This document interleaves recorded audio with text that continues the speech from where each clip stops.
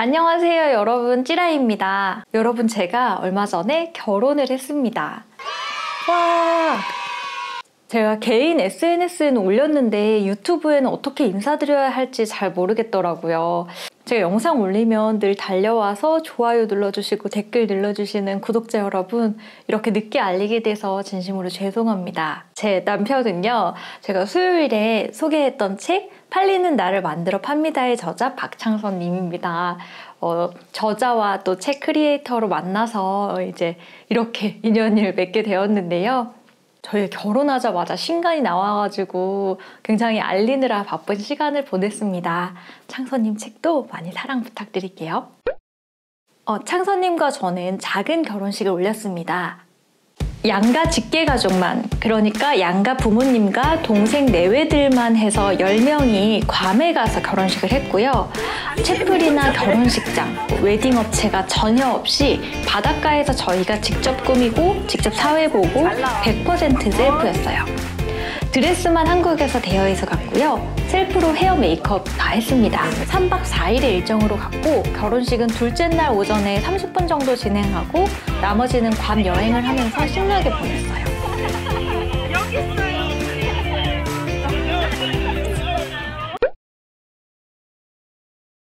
그럼 왜 제가 셀프 웨딩을 했냐? 첫 번째는 제가 10대 때 반항의 아이콘이었기 때문인 것 같아요.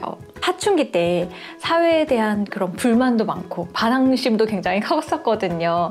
그래서 그때 저의 결혼식에 대한 로망이라기보다는 그 관혼상제에 관련된 허례허식이 너무 싫다, 이런 것은 사라져야 된다, 이런 생각을 갖고 있었어요. 그러면서 제가 그때 계획했던 결혼식은 한강 다리에서 양화대교의 양쪽 양단에서 걸어와가지고 만나는 결혼식을 하겠다든지, 아니면 마라톤으로 시작해서 꼬린 지점에 신랑 신부가 뛰어오는 그런 결혼식을 하겠다라든지, 아니면 지하철 한 칸에 타고 2호선 2-4에서 모두 탑승하세요 라고 하고 지하철로 한 바퀴 돌면서 막 신랑은 교대역에서 타고 신부는 사당역에서 타고 막 이런 재미있는 그런 결혼식을 꿈꿨었던 것 같아요. 제가 그렇게까지는 할 수 없어서 참았지만 어렸을 때 좀 그런 로망이 있었습니다. 두 번째는요, 좀 20대 때 갖게 된 생각인 것 같은데, 그러면 결혼식은 대체 누굴 위한 결혼식이냐, 이런 생각을 했던 것 같아요. 물론 결혼식의 의미라는 게 이제 가까운 사람들에게 알리고 감사를 표하고 축하를 받고 그런 것이 진정한 의미겠죠.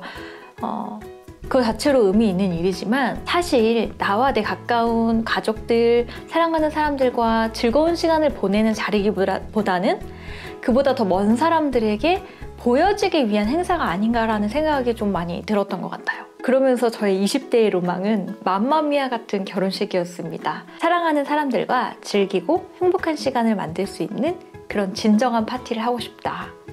원래 제 또 계획은 아빠와는 왈츠를 추고 남편과는 스윙을 추면서 입장하고 싶다라는 생각이었는데 쉽진 않더라고요. 그 세 번째는 제가 30대 때 생각하게 된 건데, 좀 남에게 민폐 끼치기 싫다? 이런 생각도 있었어요. 솔직히 고백을 하자면 제가 솔로일 때 남의 결혼식 하기가 그렇게 싫더라고요. 제가 25살 때 회사에 취직을 했고 지금 35이니까 근 10년 동안 정말 많은 결혼식을 간 것 같거든요.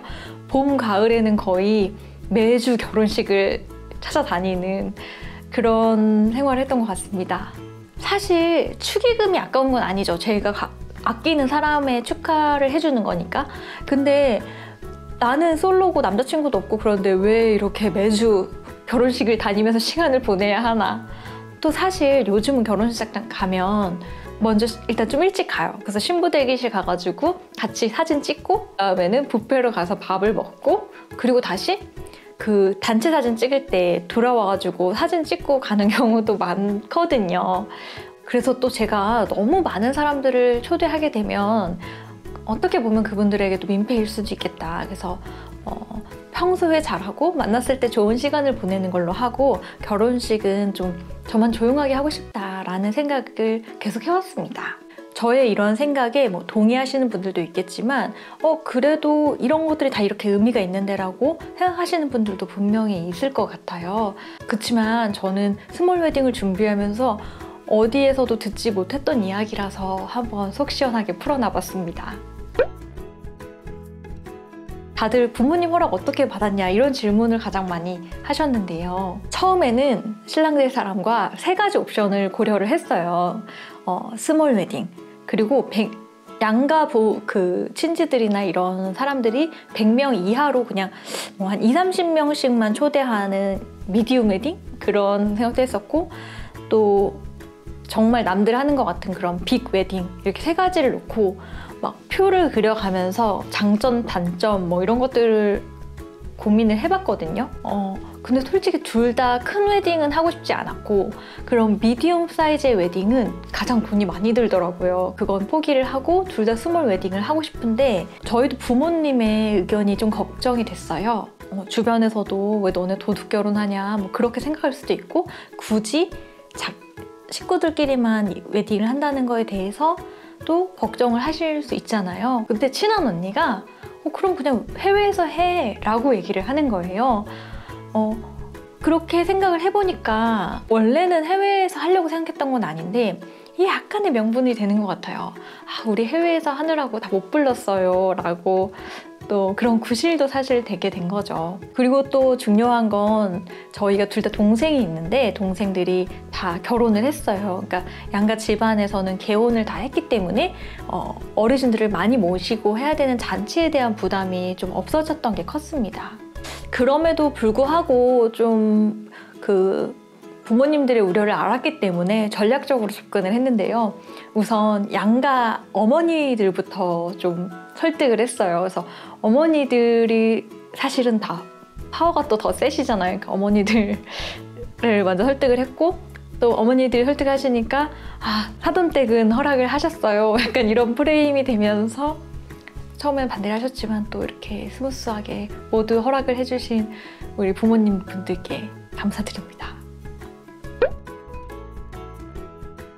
실제로 준비를 하면서 사람들이 왜 결혼식장에서 결혼을 하는지 알겠다 이런 점들도 많이 있더라고요. 어른들에게 인사드릴 기회가 잘 없었어요. 보통은 청첩장을 주면서 저희 이렇게 결혼합니다 라고 하잖아요. 그런데 청첩장을 드리는 게 또 아니고 초대를 하는 게 아니다 보니까 결혼에 대해서 얘기할 만한 타이밍이 조금 애매했다 거. 그래서 또 굉장히 좀 늦게 들으셔서 서운해 하시기도 하고, 또 저희가 이렇게 인사하면서도 죄송하다는 말을 연신하게 되더라고요. 그리고 또 사실 결혼식장은 그렇기 때문에 인사를 모아서 한 번에 하는 거잖아요. 근데 저희는 이제 그러지 못하다 보니까 한 분 한 분 찾아뵙고 어르신들께 이제 인사를 드려야 하더라고요. 그래서 결혼식 앞뒤로 좀 이렇게 인사를 하는 시간들을 보내면서 지내고 있습니다. 그런 저런 부작용에도 불구하고요. 저는 스몰 웨딩을 하기를 엄청 잘한 것 같다. 네, 그렇게 생각이 드는데요. 저희가 바닷가에서 조촐하게 하면서 막 블루투스 마이크 쓰고 성량도 작고 뭔가 약간 허접하기도 하고 그랬지만 그 가족들이 직접 선을 달고 준비하는 모든 과정이 굉장히 축제 같았어요. 뿐만 아니라 3박 4일 내내 함께 맛있는 거 해먹고 같이 놀고 하면서 축제를 하면서 보냈습니다. 또 많이 궁금해하실 게 해외에서 결혼식 하면 비싸지 않냐. 저희가 가장 비용을 많이 들인 건 에어비앤비였어요. 이게 호텔에서 먹는 것보다 좀 더 다 같이 한 식구처럼 지내는 그런 재미가 있었거든요. 근데 그렇게 해서 이제 같이 조식이나 또 저녁에 바베큐를 해 먹으면서 식사 비용 같은 것들이 좀 절약된 것도 있었던 것 같고요. 집에서 술을 먹으면서 늦게까지 놀 수도 있었고, 셰프인 동생이 많이 고생을 해줬습니다. 그리고 결혼식장은 바닷가에 있는 작은 식당을 3시간 정도 빌려서 진행을 했는데요. 원래는 그렇게 하려고 하진 않았고 나무에다가 막 천 걸고 땡볕에서 하려고 했는데 그랬으면 정말 더워서 다들 힘들었을 것 같아요. 다행히 이제 식당 앞에 있는 프라이빗 비치에서 저희끼리만 오붓하게 결혼을 할 수 있었고, 거기에서 뒤풀이까지 하면서 맛있는 거 먹으면서 결혼을 했습니다. 그렇게 해서 거기 대여하는데 뭐 200불? 그리고 뭐 스냅 사진 찍어주시는 분도 또 그렇게 많이 비싸지 않았고, 그래서 전체적으로 결혼식에 대한 비용은 많이 들지 않았습니다. 궁금해 하실까봐 그런데 전체적인 비용은 한국에서 결혼식 하는 거랑 비슷했던 것 같아요. 가족분들이 또 많이 찬조를 해주셨고, 물론 여러분들에게 축의금을 받지는 않았지만 또 저희가 대접을 못했으니까 그런 부분은 굉장히 괜찮았던 것 같습니다.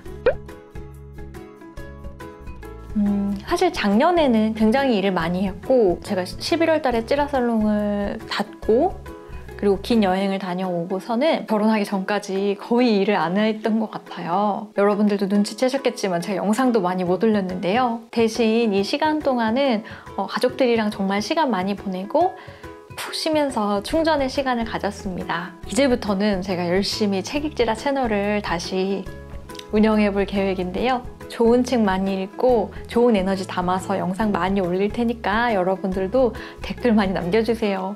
지금 댓글이 없으면 소심해지거든요. 그리고 창선님과 저는 둘 다 크리에이터로서 앞으로도 양질의 컨텐츠를 많이 만들면서 또한 한편으로는 자유롭게 살려고 최선을 다하려고 합니다. 항상 진실하고 성실하게 열심히 하겠습니다. 여러분들의 많은 응원과 사랑 부탁드립니다. 저는 다음 영상으로 돌아올게요. 여러분, 감사합니다.